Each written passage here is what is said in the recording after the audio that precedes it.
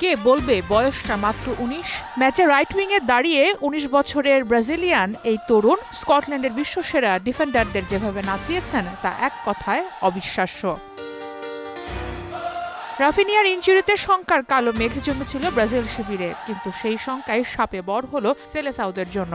ভিনিসিয়াসের গোল বা নেইমারের প্রত্যাবর্তনের রাতে রাইট উইং থেকে রায়ানের গতি আর নিখুঁত পাসিং ডাগআউটে থাকা আনচেলত্তিকেও বারবার তালি বাজাতে বাধ্য করেছে। এই বছরের মার্চে কার্লো আনচেলত্তির দলে ডাক পাওয়া রায়ান জায়গা করে নেন ২০২৬ বিশ্বকাপের ২৬ সদস্যের মূল স্কোয়াডে।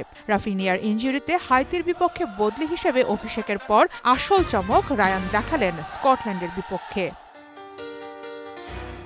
ম্যাচ শেষে পরিসংখ্যান বলছে কেন এত প্রশংসা কুড়াচ্ছেন রায়ান ভিতর। পুরো ম্যাচে ২৫টা পাস দিয়েছেন, যার প্রতিটিই ছিল সফল। ২বার ড্রিবল করার চেষ্টা করে ২বারই প্রতিপক্ষকে হারিয়েছেন। ১০টা ব্যক্তিগত দ্বৈরথে জড়িয়ে ৭বার হয়েছেন জয়ী। সতীর্থদের জন্য তৈরি করেছেন ৪টি গুরুত্বপূর্ণ সুযোগ, যার একটি থেকে এসেছে অ্যাসিস্ট। মডার্ন ফুটবলে শুধু অ্যাটাক করলেই হয় না, ডিফেন্সেও যে অবদান রাখতে হয় সে কাজটাও করেছেন রায়ান। ম্যাচে ৩টি বল রিকভারি এবং একটি গুরুত্বপূর্ণ ইন্টারসেপশন করেছেন তিনি।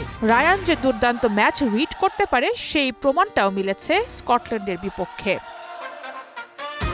বিনিয়োগ হোক বিশ্বস্ত, আমার পছন্দ সল্ট বে। বিশ্বকাপে ব্রাজিলের হয়ে স্টার্টিং 11-এ ম্যাচ শুরু করেই ৫৬ বছরের পুরনো রেকর্ড ভেঙে দিয়েছেন রায়ান। ১৯৭০ সালের পর কোনো টিনেজারকে বিশ্বকাপের ম্যাচে ব্রাজিলের প্রথম একাদশে দেখা যায়নি।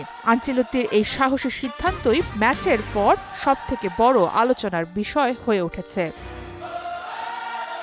সারা মাহবুব, স্টার প্লে।